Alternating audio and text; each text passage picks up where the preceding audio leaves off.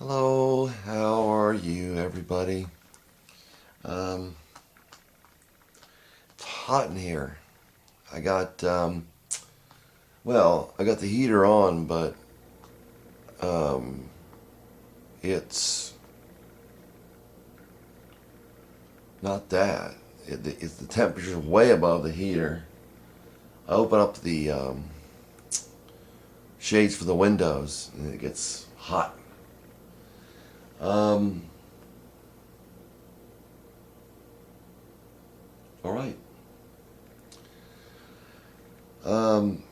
You know, when you do things, there are repercussions.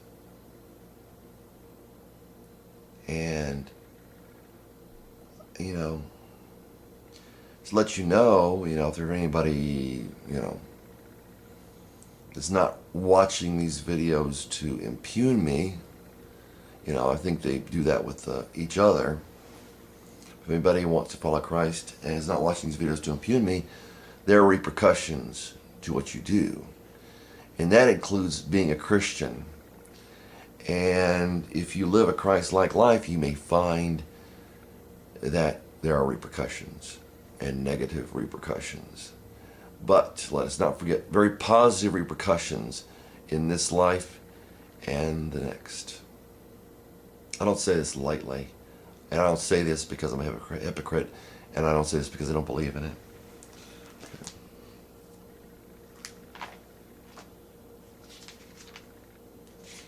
Repercussions. Matthew, the book of Matthew. Let's see. Yes, then it ended on, for he was teaching them as having authority and not as their scribes. Isn't that great? There are repercussions for Jesus. There was no accident there. There are no accidents in life. Not with people intending things.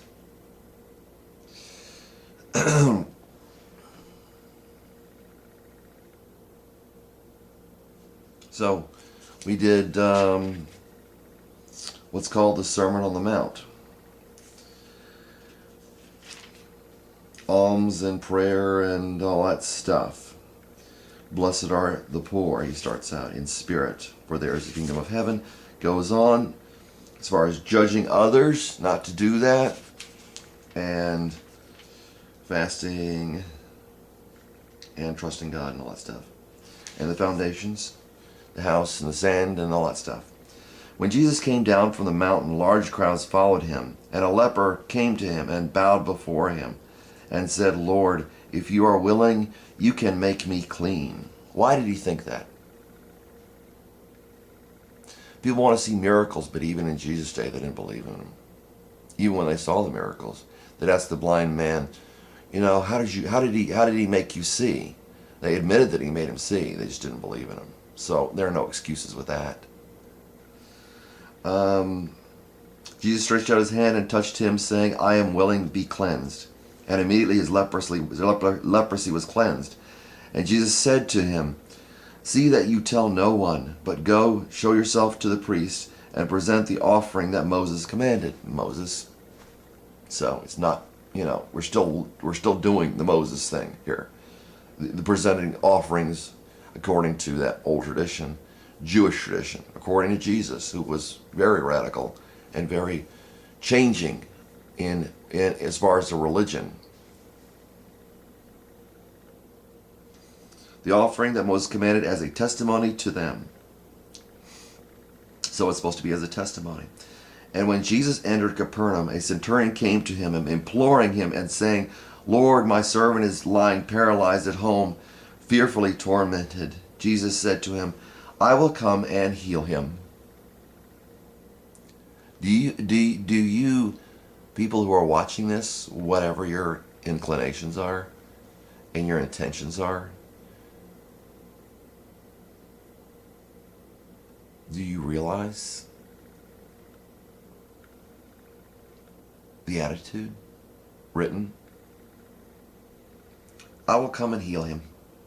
But the centurion said, Lord, I am not worthy for you to come under my roof, but just say the word, and my servant will be healed. For I also am a man under authority, with soldiers under me, and say to this one, go, and he goes, and to another, come, and he comes, and to my slave, do this, and he does it. Now when Jesus heard this, he marveled, and said to those who were following, truly I say to you, I have not found such great faith with anyone in Israel. I say to you that many will come from the east and west, and recline with Abraham, Isaac, and Jacob in the kingdom of heaven. He's saying the centurion will be there.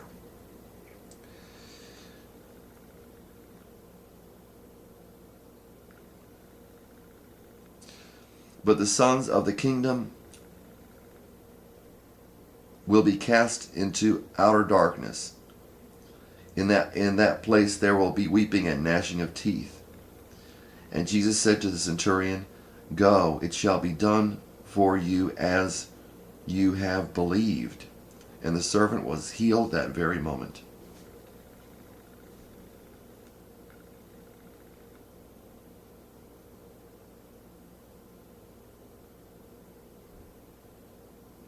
It's saying that just because he's Roman and they were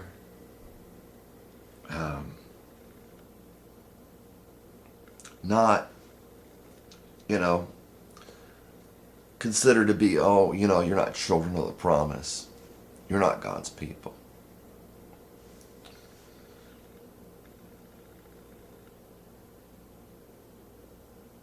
It's saying the religious will come and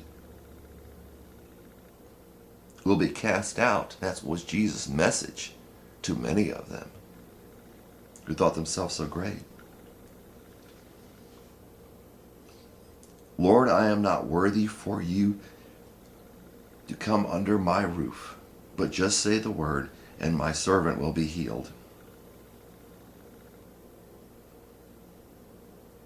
For I also am a man under authority, with soldiers unto me, and I say to this one, go, and he goes, and to this one, come, and he comes, and to my slave, do this, and he does it.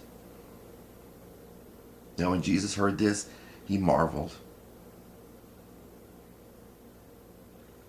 and said to those who were following him, you get the implication here? Truly I say to you, I have not found such great faith with anyone in Israel. So,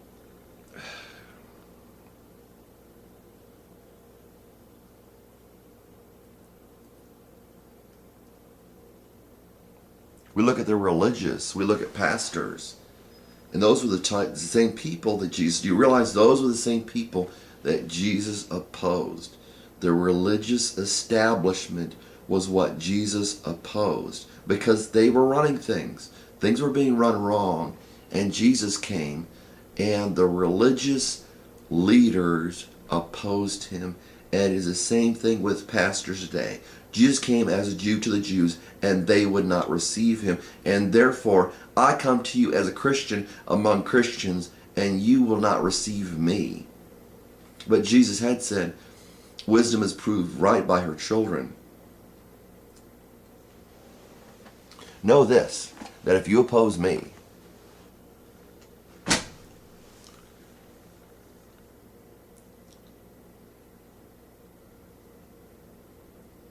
that you are opposing a child of God.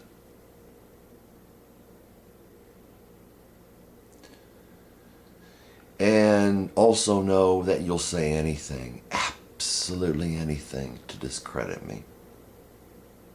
Okay.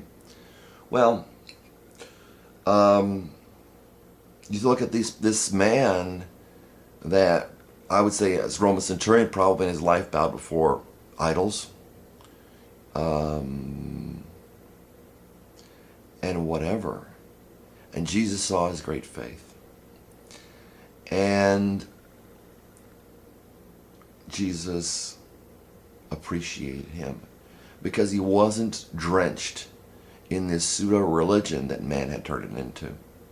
God bless.